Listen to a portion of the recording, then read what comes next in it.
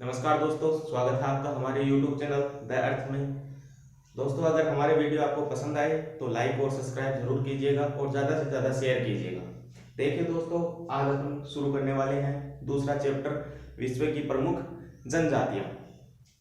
दोस्तों, विश्व में अनेक जनजातियाँ निवास करती है। एस्किमो, बुशमैन, पिग्मी, सेमा, सकाई, सेमोयड्स, मसाई, बद्दू, भील, मीणा, नागा, गोंड आदि तरह तरह की जनजातियां निवास करती हैं। तो जनजातियां होती क्या है? सबसे पहले बात करते हैं अपन जनजातियों की कि जनजातियां क्या होती हैं। दोस्तों, जनजातियां क्या होती हैं?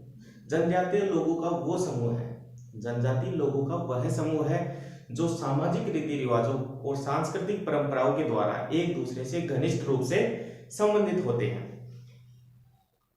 अब बात करते हैं विश्व की कौन कौन सी जनजातियां कौन कौन से क्षेत्रों में निवास करती है। तो विश्व की प्रमुख जनजातियां दोस्तों, ध्रुवीय क्षेत्रों में या ठंडे क्षेत्रों में रहने वाली जनजाति, विषुवतीय क्षेत्रों में रहने वाली जनजातियां, उष्ण व शुष्क मरुस्थलीय क्षेत्रों में रहने वाली जनजातियां, समशीतोष्ण कटिबंधीय क्षेत्रों में रहने वाली जनजातियां, दुर्गम पहाड़ी व पठारी क्षेत्रों में रहने वाली जनजातियां।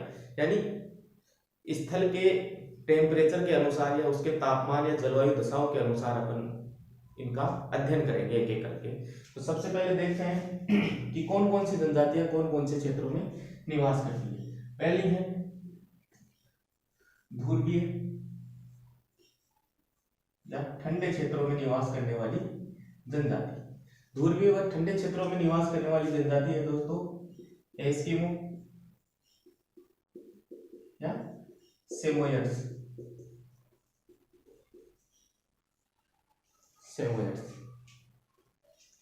दूसरी उष्ण व मरुस्थलीय क्षेत्रों में निवास करने वाली जनजाति है बुशमैन। बुशमैन जनजाति दोस्तों मुख्यतः कालाहारी मरुस्थल में निवास करती है। कालाहारी मरुस्थल जो कि अफ्रीका के कालाहारी मरुस्थल में मुख्यतः ये निवास करती है। दोस्तों, तीसरी अगर बात करें अपन तो उष्ण व शुष्क विषुवतीय के क्षेत्रों में निवास करने वाली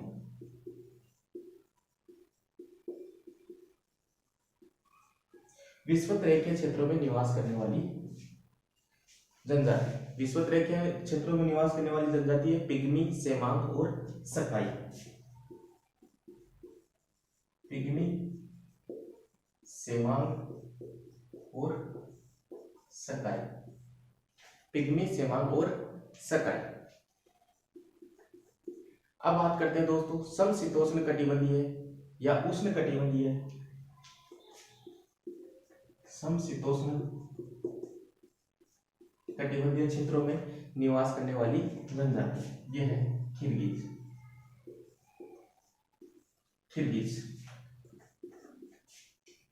फिर है उष्ण कटिबंधीय खास के क्षेत्रों में निवास करने वाली जनजाति मसाई व बद्दू।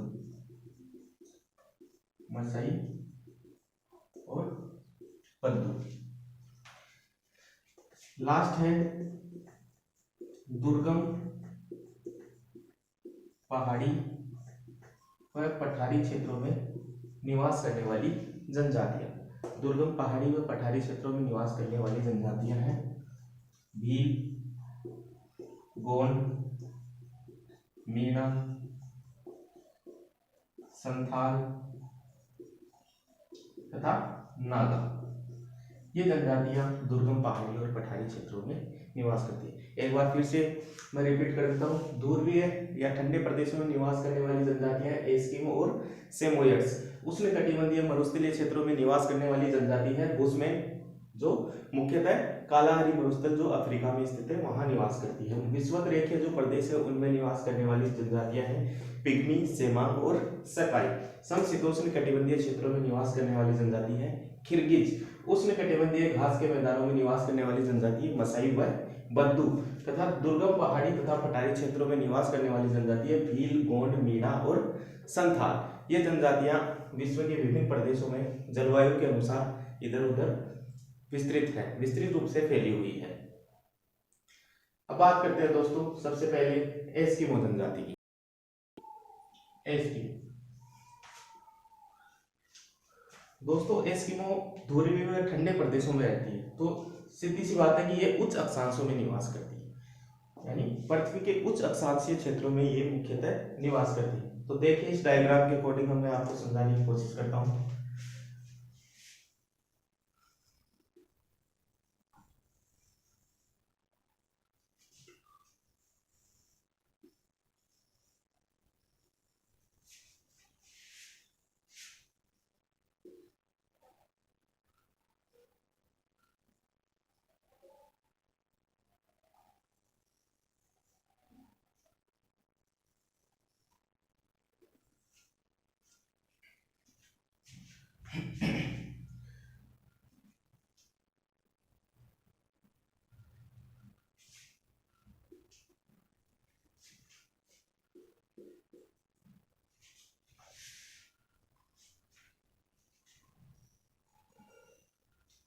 दोस्तों ये है 60 डिग्री उत्तरी अक्षांश रेखा, 60 डिग्री उत्तरी अक्षांश रेखा।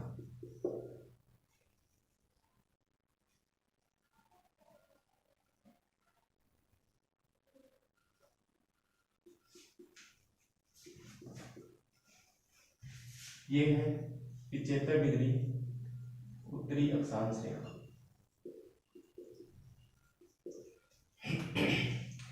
देखो दोस्तों, अपन ने बात की थी कि एस्किमो जनजाति विश्व के उच्च अक्षांशीय क्षेत्रों में निवास करती है, तो वो क्षेत्र है 60 डिग्री से 75 डिग्री उत्तरी अक्षांशों के मध्य यह जनजाति निवास करती है। यह जनजाति उत्तरी अमेरिका के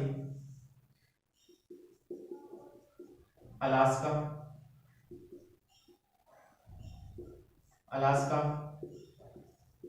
बैफिन द्वीप,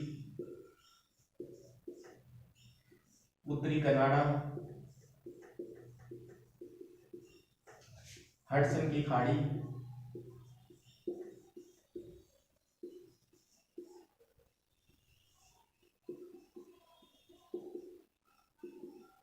ग्रीनलैंड,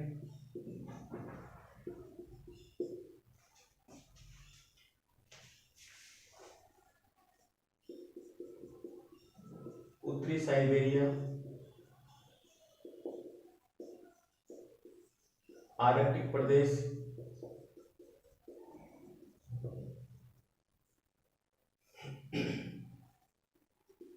उत्तरी यूरोप के स्कैंडिनेविया,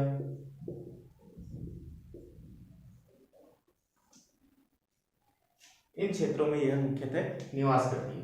एस्किमो जनजाति उत्तरी अमेरिका के अलास्का, उत्तरी कनाडा, बैफिन द्वीप, ग्रीनलैंड, हडसन की खाड़ी, उत्तरी यूरोप के स्कैंडिनेविया, आर्कटिक प्रदेशों और उत्तरी साइबेरियाई क्षेत्रों में यह मुख्यतः निवास करती है। दोस्तों इन्हें यूरोप के स्कैंडिनेविया में लेप्स कहा जाता है। यूरोप के स्कैंडिनेविया में लेप्स कहा जाता है, इसे लेप्स नाम से जाना जाता है। यूरोप के स्कैंडिनेविया में इसे लेप्स कहा जाता है तथा उत्तरी साइबेरिया के क्षेत्रों में इसे सेमोयड्स के नाम से जाना जाता है, सेमोयड्स के नाम से जाना जाता है। तो दोस्तों ये है एस्किमो जनजाति के निवास क्षेत्र। एक बार फिर से मैं आपको रिपीट कर देता हूँ। एस्किमो जनजाति उच्च अक्षांशों में निवास करती है। 60 डिग्री उत्तरी अक्षांशों से लेकर 75 डिग्री उत्तरी अक्षांशों के मध्य मुख्य रूप से यह जनजाति निवास करती है। यह जनजाति उत्तरी अमेरिका के अलास्का, उत्तरी कनाडा, हडसन की खाड़ी, बैफिन द्वीप, ग्रीनलैंड, उत्तरी साइबेरिया, आर्कटिक प्रदेश, उत्तरी यूरोप के स्कैंडिनेविया, इन क्षेत्रों में मुख्य रूप से निवास करती है। इन्हें उत्तरी यूरोप के स्कैंडिनेविया में लेप्स तथा उत्तरी साइबेरिया में इन्हें सेमोयड्स के नाम से जाना जाता है। दोस्तों इन्हें उत्तरी साइबेरियाई क्षेत्रों में याकूत, चुकची, तुंगा,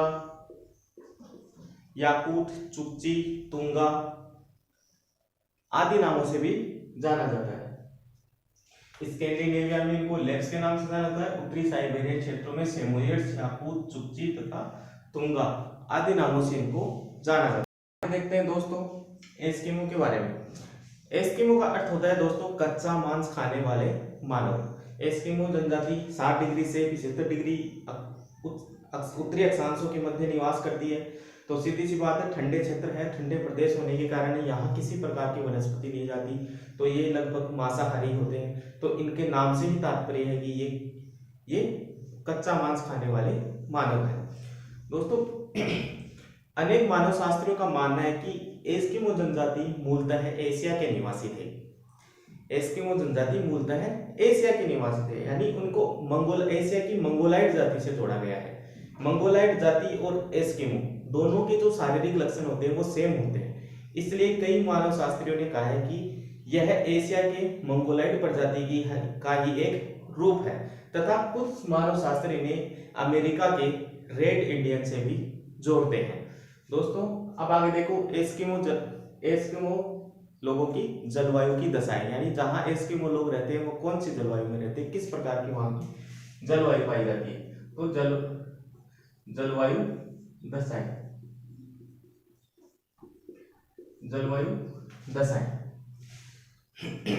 अभी अपन ने बात की थी दोस्तों 60 डिग्री से 75 डिग्री उत्तरी अक्षांशों यानी उच्च अक्षांशों में ये निवास करते हैं। तो वहां की जलवायु कैसी थी, ठंडी थी, सारे बर्फीले क्षेत्र थे।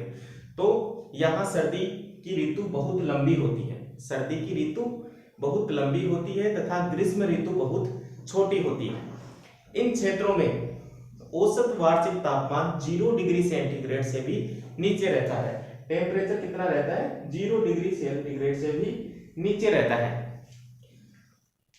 वनस्पति के रूप में यहाँ केवल गर्मी की ऋतु में शैवाल, लीचेंस और रंग बिरंगे फूलों के पौधे उगाते हैं।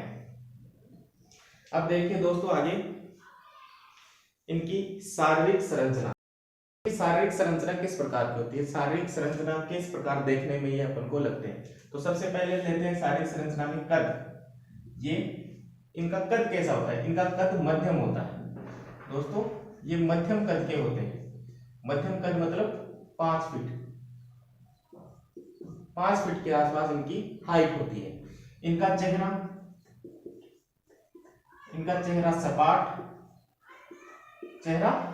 सपाट होता है तथा जबड़ा भारी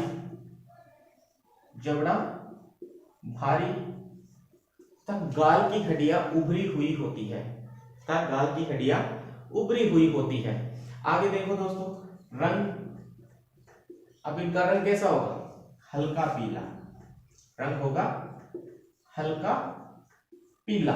ठंडे क्षेत्रों में है तो रंग कैसा मिलेगा, हल्का पीला। बाल होंगे काले तथा भद्दे, बाल है काले तथा भद्दे। फिर आंखें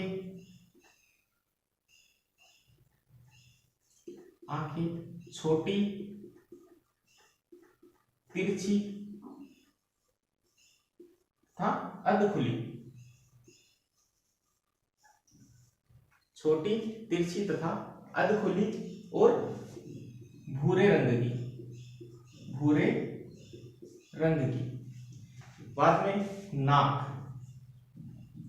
नाक, इनकी नाक चपटी होती है। नाक कैसी होती है, नाक चपटी होती है। तो ये सभी शारीरिक लक्षण इन्हें मंगोलाइड प्रजाति से जोड़ते हैं। अभी अपन ने पहले बात की थी कि कुछ मानव शास्त्री बताते हैं कि एस्किमो जनजाति एशिया के मंगोलाइड प्रजाति से संबंधित है। तो मतलब इनके सभी शारीरिक लक्षण एशिया में पाई जाने वाली मंगोलाइड प्रजाति से मेल खाते हैं। ये जो भी ये देख रहे हैं अपन, कद, चेहरा, रंग, बाल, आंखें, नाक, ये भारत में पाई जाने वाली या एशिया के अंदर पाई जाने वाली जो मंगोलाइड प्रजाति है उससे इसका क्या है, संबंध है। आगे देखो इनका आर्थिक जीवन, ये किस प्रकार अपना जीवन चलाते हैं, किस प्रकार से अपने जीवन में विभिन्न प्रकार के क्रियाकलाप करते हैं और अपनी अर्थव्यवस्था को बनाए रखते हैं। देखो इनका आर्थिक जीवन, एस्किमो जनजाति का आर्थिक जीवन। दोस्तों जनजातियां, सभी प्रकार की जनजातियां मुख्य रूप से शिकार पर निर्भर करती है। सभी जनजातियों का सबसे जो प्रमुख कार्य है वो है शिकार करना। तो एस्किमो जनजाति का भी सबसे प्रमुख कार्य, उनकी अर्थव्यवस्था, उनका खान पान, उनका जीवन जिस पे टिका होता है वो है शिकार करना। तो आर्थिक जीवन टिका होता है मुख्यतः आखेट पर। किस पर? आखेट पर। आखेट का मतलब होता है शिकार करना। एस्किमो की निर्भरता मुख्यतः आखेट पर होती है। एस्किमो की निर्भरता मुख्यतः आखेट पर होती है। ये भोजन में सील मछली, वालरस, केरीबाउ, रेंडियर, खरगोश, ध्रुवीय भालू, व्हेल मछली आदि का प्रयोग करते हैं। दोस्तों, इनके शिकार के दौरान कुछ औजार प्रयुक्त होते हैं जो काफी बार परीक्षा में पूछे जाते हैं। तो कौन कौन से औजार का ये उपयोग करते हैं उनके बारे में देखते हैं। सबसे पहला है हार्पून। हार्पून दोस्तों, हार्पून होता है एक भालेनुमा हथियार। एक भालेनुमा हथियार जिसके पीछे रस्सी बंधी होती है, जिसके पीछे रस्सी बंधी होती है, जिसका उपयोग ये सील मछली का शिकार करने में करते हैं। तो हार्पून है एक भालेनुमा हथियार जिसके पीछे रस्सी बंधी होती है। दूसरा है स्लेज। स्लेज दोस्तों, स्लेज एक गाड़ी होती है जो बर्फ पर चलती है। इनके पहिए नहीं होते, पहिए विहीन गाड़ी जो बर्फ के ऊपर चलती है। एस्किमो जनजाति के लोग इन गाड़ियों का प्रयोग कुत्तों या रेंडियों की सहायता से करते हैं जो बर्फ पर पहिए विहीन गाड़ी होती है। तो स्लेज होगी पहिए विहीन गाड़ी जिसका प्रयोग एस्किमो जनजाति के लोग रेंडियो और कुत्तों की सहायता से करते हैं। अगला है कयाक। कयाक दोस्तों, ग्रीष्म ऋतु में एस्किमो जनजाति के लोगों के द्वारा शिकार करने के लिए छोटी नाव का प्रयोग किया जाता है जो सील मछली व केरीबाउ की खाल से बनी होती है, जिसे कयाक कहा जाता है। फिर है माउपाक।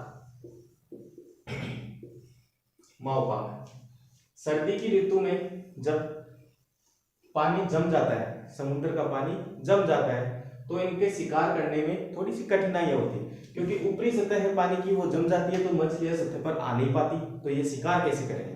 तो ये क्या करते हैं कि उसके ऊपरी सतह पर छिद्र बना देते हैं। इन छिद्रों पर बैठकर ये काफी टाइम तक प्रतीक्षा करते हैं, इसलिए माउपाक का अर्थ हो गया प्रतीक्षा करना।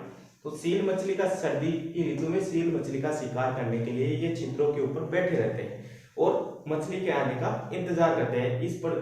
इसी इंतजार करने को क्या कहा गया है? माउपाक कहा गया है।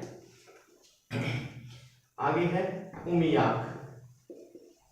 उमियाक उमियाक होती है दोस्तों, ये भी एक प्रकार की नाव है, लेकिन इसका व्हेल मछली के शिकार में इस नाव का प्रयोग किया जाता है। यानी व्हेल मछली साइज में बड़ी होती है, तो एक बड़ी नाव है। उमियाक भी एक बड़ी नाव है जिसका प्रयोग सील मछली व्हेल मछली के शिकार में काम में लेते हैं। दोस्तों, उसके बाद एक है उत्तोक।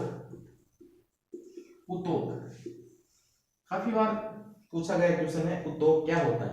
तो दोस्तों, एस्किमो जनजाति के बसंतकालीन जो आखेट होता है उसे उत्तोक कहा जाता है, जिसे उत्तोक कहा जाता है। एस्किमो जनजाति का बसंतकालीन आखेट जिसे उत्तोक कहा जाता है। कहते हैं वस्त्र एवं वेशभूषा।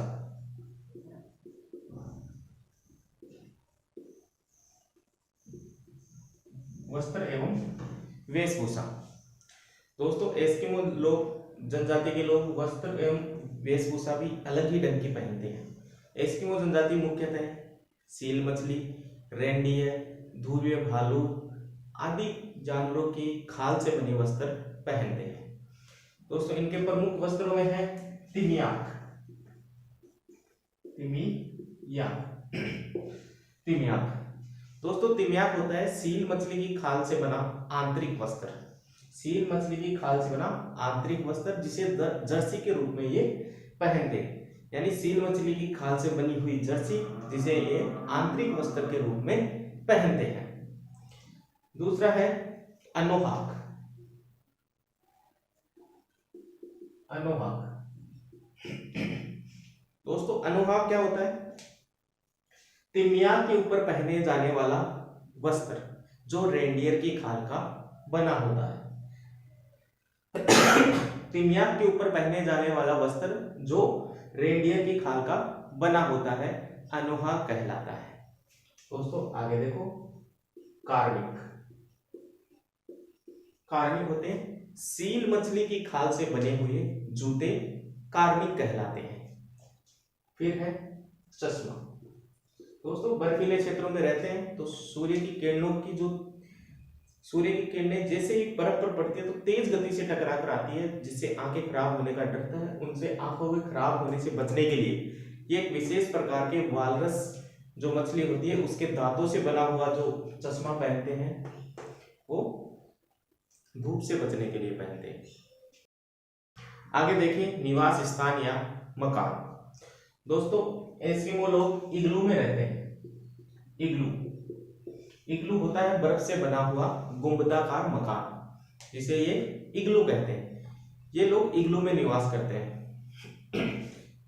एस्किमो लोग हड्डी, खाल तथा बर्फ के सख्त टुकड़ों को जोड़कर इनका निर्माण करते हैं। किसका?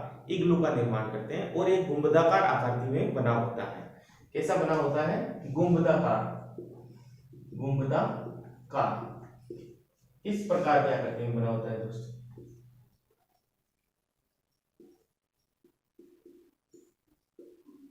इस प्रकार का बना होता है इग्लू। दोस्तों इग्लू का व्यास है वो 4 से 5 मीटर का होता है। जो ये व्यास है, ये दूरी है, ये 4 से 5 मीटर के बीच होती है तथा ऊंचाई 3 मीटर के आसपास होती है। ऊंचाई 3 मीटर के आसपास, जो हाइट होती है वो 3 मीटर के आसपास होती है।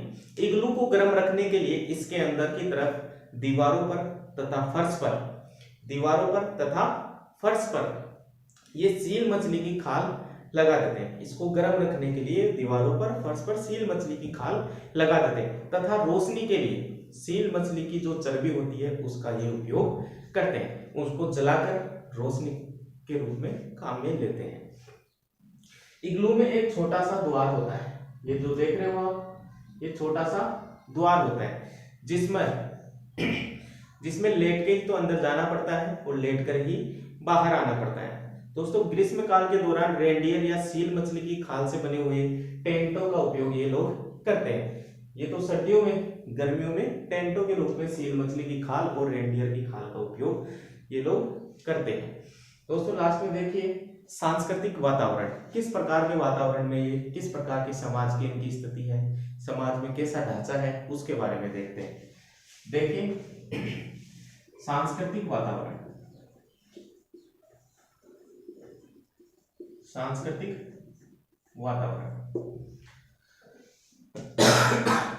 दोस्तों एस्किमो समाज भारतीय समाज की तरह ही है, यानी भारतीय समाज में बड़े बुजुर्गों का बड़ा आदर सत्कार किया जाता है। वैसे ही एस्किमो जनजाति के लोग भी बड़े बुजुर्गों का आदर सत्कार करते हैं, उनका मान सम्मान करते हैं। इनमें बहुपत्नी प्रथा का प्रचलन है। बहुपत्नी प्रथा, एक से ज्यादा पत्नी रख सकते हैं।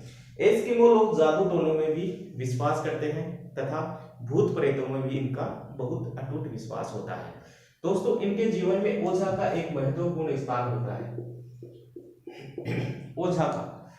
ओझा होता है जो इन्हें जादू टोनों द्वारा भूत प्रेतों व बीमारियों से बचाता है। ओझा जो इनको जादू टोनों के द्वारा भूत प्रेतों से तथा विभिन्न प्रकार की बीमारियों से बचाता है, इसलिए इनके जीवन में ओझा का बहुत महत्व होता है। दोस्तों एस्किमो लोग देवी देवताओं की भी पूजा करते थे। इनका देवी देवताओं में भी विश्वास था। एस्किमो लोग समुद्र की देवी सेदना को मानते थे। इसको बहुत ज्यादा मान्यता थी इनके जीवन में, क्योंकि ये समुद्र से मछलियों का शिकार करते थे और अपना जीवन यापन करते थे। तो समुद्र की देवी सेदना को मानते थे। इनका मानना था कि यह देवी समुद्र में रहती है और सभी जीवों पर इसका नियंत्रण होता है। एस्किमो लोग सभी प्रकार के आर्थिक, सामाजिक और सांस्कृतिक यहाँ की कठोर वातावरणीय दशाओं में एक अनुकूलन का बड़ा उदाहरण प्रस्तुत करते हैं। यानी एस्किमो लोग अपने आर्थिक, सामाजिक और सांस्कृतिक क्रियाकलाप इतनी कठोर जलवायु के क्षेत्रों में करते हैं कि यह भी एक अनुकूलन का बहुत बड़ा अपने आप में एक उदाहरण है। दोस्तों, एस्किमो जनजाति के जो लोग हैं वो एल्यूट भाषा बोलते हैं। कौन सी भाषा बोलते हैं? एल्यूट भाषा का प्रयोग करते हैं। एस्किमो जनजाति द्वारा बोली जाने वाली भाषा है एल्यूट भाषा। एक बार मोटा मोटा मैं वापस रिपीट कर देता हूँ। अपन ने शुरू से पढ़ा है। सबसे पहले अपन ने पढ़ा जनजातियां। जनजातियां लोगों का वह समूह होती है जो सामाजिक रीति रिवाजों और सांस्कृतिक परंपराओं से आपस में एक दूसरे से घनिष्ठ रूप से जुड़ी होती है। उसके बाद अपन ने पढ़ा विभिन्न क्षेत्रों में कौन कौन सी जनजातियां निवास करती है। तो ध्रुवीय व ठंडे प्रदेशों में निवास करने वाली जनजाति एस्किमो व सेमोयड्स। विषुवत रेखीय क्षेत्रों में निवास करने वाली जनजाति पिग्मी, सेमांग व सकाई। उष्ण तथा मरुस्थलीय क्षेत्रों में निवास करने वाली जनजाति बुशमैन, जो मुख्यतः कालाहारी मरुस्थल में निवास करती है। उष्ण कटिबंधीय घास के क्षेत्रों में निवास करने वाली जनजाति बद्दू तथा समशीतोष्ण कटिबंधीय घास के क्षेत्रों में निवास करने वाली जनजाति है खिरगिज तथा दुर्गम पहाड़ी तथा पठारी क्षेत्रों में निवास करने वाली जनजाति है भील, मीणा, नागा, संथाल, गोंड आदि। दोस्तों, आज के आगे अपन ने पढ़ा इनके आर्थिक जीवन के बारे में। आर्थिक जीवन में अपन ने पढ़ा कि ये कैसे अपना जीवन यापन करते हैं। तो ये जीवन यापन करते हैं, कैसे करते हैं? शिकार के आधार पर। शिकार के दौरान ये विभिन्न प्रकार के जीव जंतुओं का शिकार करते हैं और अपना जीवन यापन करते हैं। उसके बाद अपन ने पढ़े थे कि इनके विभिन्न प्रकार के वस्त्रों के बारे में पढ़े थे। तिमियाक होती है सील मछली की खाल से बनी हुई जर्सी, जिसे आंतरिक वस्त्र के रूप में पहनते हैं। फिर पढ़ा अपन ने अनोहाक, तिमियाक के ऊपर पहने जाने वाले वस्त्र जो रेंडियर की खाल का बना होता है वो है अनोहाक। कार्मिक, सील मछली की खाल से बने हुए जूते। उसके बाद निवास स्थान या मकान पढ़े थे, जिसमें अपन ने पढ़ा था इग्लू। इग्लू बर्फ के सख्त टुकड़ों, सील मछली की खाल, हड्डियों आदि से बना हुआ एक मकान जिसका व्यास 4 से 5 मीटर तथा हाइट 3 मीटर के करीब होती है। इन इग्लू को गर्म रखने के लिए सील मछली की खाल का क्या करते हैं? प्रयोग करते हैं। रोशनी के लिए सील मछली को जलाते हैं। इसलिए कह सकते हैं कि सील मछली का एस्किमो के जीवन में बहुत ही महत्व है। सांस्कृतिक जीवन में अपन ने पढ़ा कि ये समाज में बड़े बुजुर्गों का आदर करते हैं। बहुपत्नी प्रथा का इनमें प्रचलन था। जादू टोनों और भूत प्रेतों में विश्वास करते थे। ओझा का महत्वपूर्ण स्थान होता था जो इनको बीमारियों से व भूत प्रेतों से बचाता था। ये समुद्र की देवी शेतनाग में विश्वास करते हैं और मानते हैं कि सभी जीव जंतुओं पर देवी शेतना का नियंत्रण होता है। ये एल्यूट भाषा का प्रयोग करते हैं। दोस्तों, आगे हम नई कड़ी में पढ़ेंगे आगे की जनजातियों के बारे में। अभी के लिए इतना ही।